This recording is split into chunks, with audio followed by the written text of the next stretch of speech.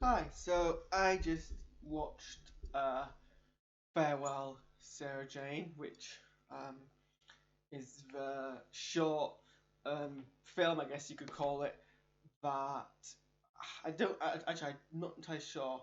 I'd assumed, as I think many people had, that it was taken from a plot line from the unfinished final series of Sarah Jane Adventures, but then considering actually what happens in the short film, it's more likely it was actually written since, if not for lockdown. So if you don't know, there's a channel. There's a basically due to the lockdown, they've started to release a lot of original Doctor Who content to kind of get us by, which I think is a very sweet gesture because a lot of it's voluntary. And yesterday, the 19th, I'm of course watching this at 3 o'clock in the morning because that's what my life's like these days. But yesterday, the 19th, was the 9-year anniversary of the passing of Elizabeth Sladen, who portrayed Sarah Jane throughout Doctor Who since the character's introduction in uh, so the Time Warrior. That I do remember. I am a real fan. All the way back then. Um, and Sarah Jane was immensely popular as a companion. I think I don't think we've had a companion who's matched up quite as close as kind of a definitive. If you had to choose a definitive companion, and I know many people have their favourites, but as someone who's watched not all but a wide breadth of Doctor Who, there are a couple of smattering of existing stories I've not actually seen yet, but for most of them, I do think Sarah Jane kind of captures a lot of the heart of what it is to be a companion. I think Donna's probably the second one to come closest, in my opinion. I think, but yeah, um, Sarah Jane was was a companion, and Elizabeth Sladen did a fantastic job portraying. And I think the amount of respect and adoration that fans give her character is testimony to that. Like, after she left Doctor Who, it wasn't long after that she was given her own spin-off of K9 Company. I mean, it was called K9 Company, but it was purely down to Elizabeth Sladen's charm, more than I guess K9's charm, that she was picked to be the starring of that. Unfortunately it didn't actually get picked up on.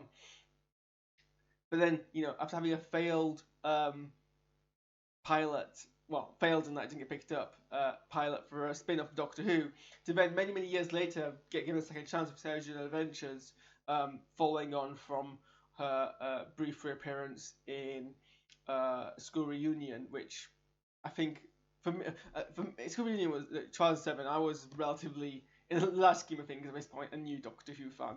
Um, I absorbed I absorbed the mythos and the backstory and the heart of the show very, very quickly. So even though I had actually don't believe I've seen an episode of Doctor Who before I watched Aliens in London, I very quickly kind of got on the whole. I read loads of books. I watched some past classic episodes. I kind of got to grips with the whole all of it. So I was able to appreciate kind of what Sarah Jane meant in a large scheme of things when she appeared. And clearly so did many other people because soon after she was given Sarah Jane Adventures, which I do believe is probably regarded near unanimously as one of the best pieces of children's television in at least, the 2000s and 2010s. Um, because I've not I don't think I've ever seen a bad word spoken of the show. I think it captured all of the heart and magic of Doctor Who while still being much more lighter and more I guess more appropriate for the demographic of younger children. But like I was never alienated by that, and I think it really it is able to touch upon some really deep and important concepts throughout. And it was never a watered down version of Sarah Jane, and Elizabeth Sladen was still on the A game. So I think it was campy and cheesy at some points, but I think that's Doctor Who's also campy and cheesy at some points.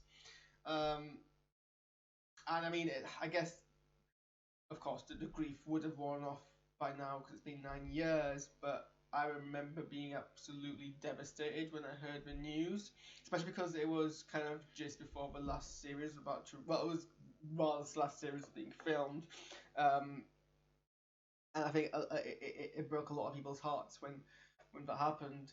And yeah, it. So we're here 9 years later, and as obviously part of the lockdown, they've released this short. And what essentially is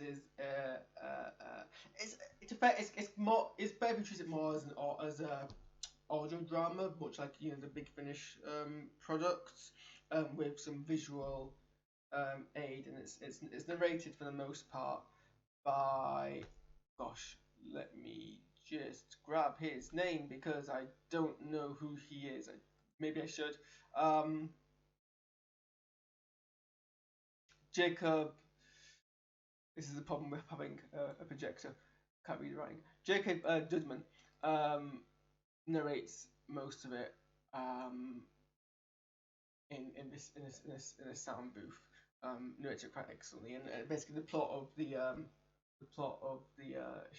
short film is essentially Sarah Jane's wake.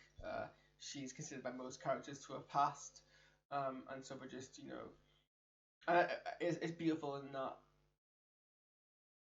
throughout we get name drops to a whole bunch of companions who've all come, companions who, as far as we're aware, I mean, obviously there's an expanded universe in the Big Finish books, but as far as we're aware in terms of TV canon, haven't actually met Sarah Jane, turn up to a funeral, and I think the idea that, the Doctor leaves so many people behind, but he touches them so intimately that they reach out for the next best thing, and that's everyone else who's had the same experience with the Doctor. Like, of course, after touching so many people's lives, and the Doctor is regarded in kind of current canon as being that which represents that they're kind of like an open secret amongst humans and most species. Like, they're a known presence, so it's not surprising that especially 21st century, fairly easy to actually find legit other companions, and of course they'd form a network. Why wouldn't they? I mean, all these people had the similar and unique and life-changing experiences, and I think it's a great testimony that they've released a short where essentially the plot is Sarah Jane was so loved even in universe by so many people that they turn up to her funeral to pay their respects. So you get Ian and Barbara name dropped, we get Ben and Polly name dropped, we get Tegan and Nissa name dropped. And then the first kind of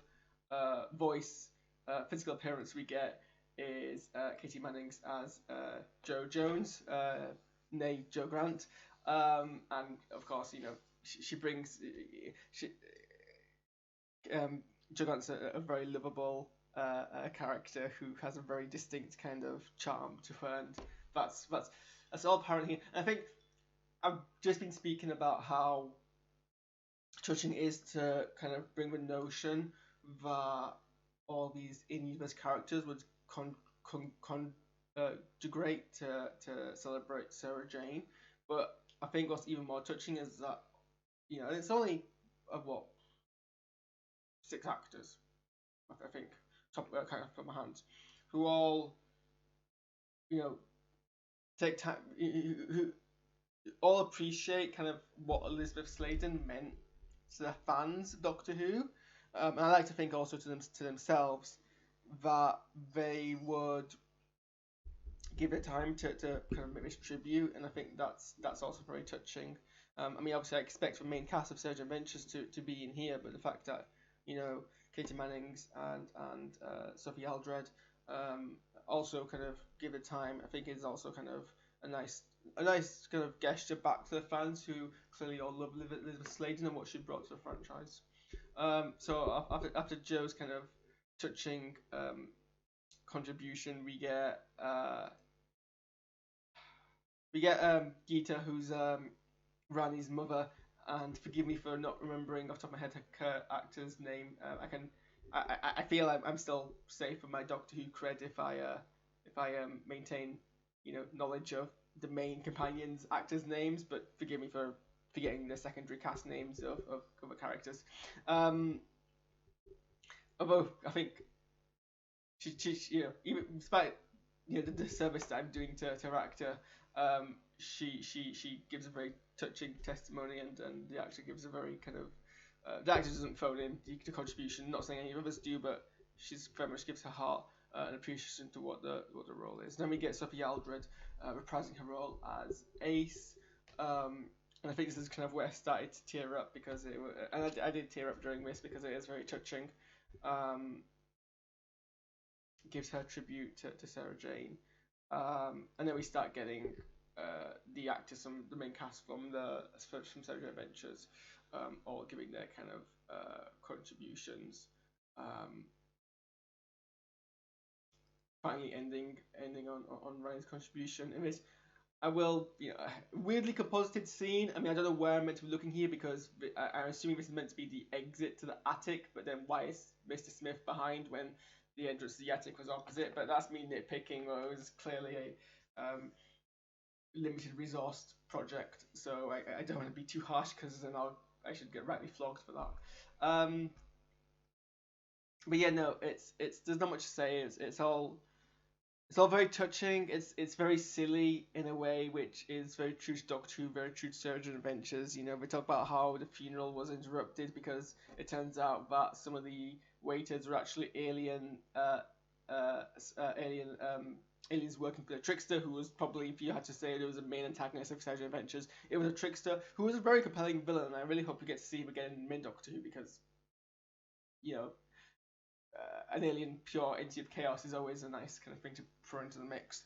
That's because that's the right amount of silly, and there's not much more to say about it in that you should definitely watch it. And if Sarah Jane and the Sarah Jane Adventures and Lewis Clayton ever meant anything to you in terms of contribution to the show's mythos and touching your heart and teaching important lessons, then this is definitely a short 13-minute audio drama with visuals that you should definitely watch.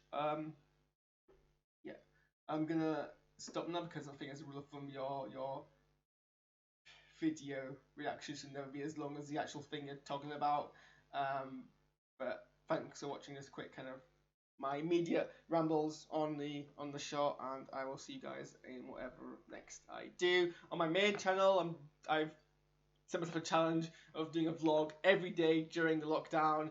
I've reached 24 episodes, and I'm not convinced we've even reached halfway point of this lockdown, so I don't know what I'm aspiring to in terms of contributing to the website, but please just somehow watching the content. Thanks for watching, guys, and I'll see you probably on my main channel, but I'll see you next time.